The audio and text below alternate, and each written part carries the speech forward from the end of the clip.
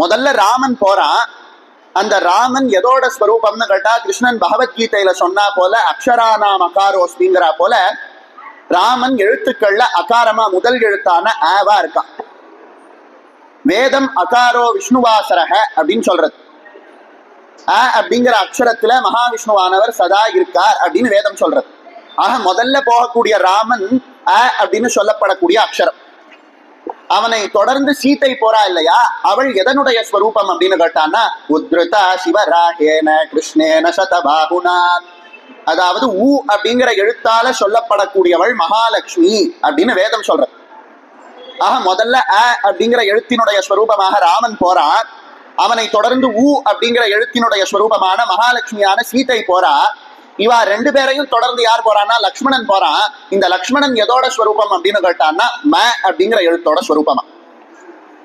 ம அப்படிங்கிற எழுத்து எதை குறிக்கிறது அப்படின்னா ஜீவாத்மாவான நம்மளை குறிக்கிறது.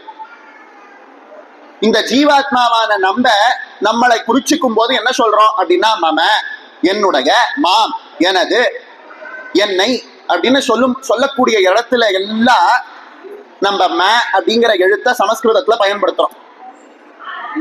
வேதத்துல சமகம் அப்படின்னு சொல்லப்படக்கூடிய ஒரு பாகம் உண்டு. தக்ஷ பிரஜாபதியினுடைய தலையை வெட்டிட்டு அதுக்கு பதிலா ஆட்டினுடைய தலையை வைத்த போது பரமேஸ்வரனை தக்ஷ பிரஜாபதி ஸ்தோத்திரம் பண்ணதாக இருக்கக்கூடிய ஒரு கட்டம் வேதத்தினுடைய சமக்கம். அதனாலதான் அதுல ஆடு பாடுற மாதிரி மே மே மேன்னு வரும். சஞ்சமே மயஷ்டமே பிரியஞ்சமேனு காமஷ்டமே அப்படின்னு மே மே மேன்னு வரும். எதனாலன்னு கேட்டான்னா தக்ஷ பிரஜாபதி ஆட்டினுடைய தலையை வச்சுட்டு பண்ணது. அங்க மேன்னு சொல்றதுன்னா என்ன அர்த்தம்? எனக்கு எனக்கு எனக்குன்னு அர்த்தம். ஆக மமன்னா என்னுடைய, மாம்னா என்னை, மேன்னா எனக்கு.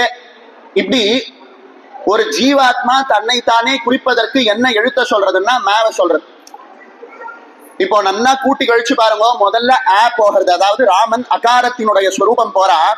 அவனை தொடர்ந்து உத்ருதா சிவராகேனன்ற ரிக்குல சொல்லப்படக்கூடிய மகாலட்சுமி தேவியானவள் போறா.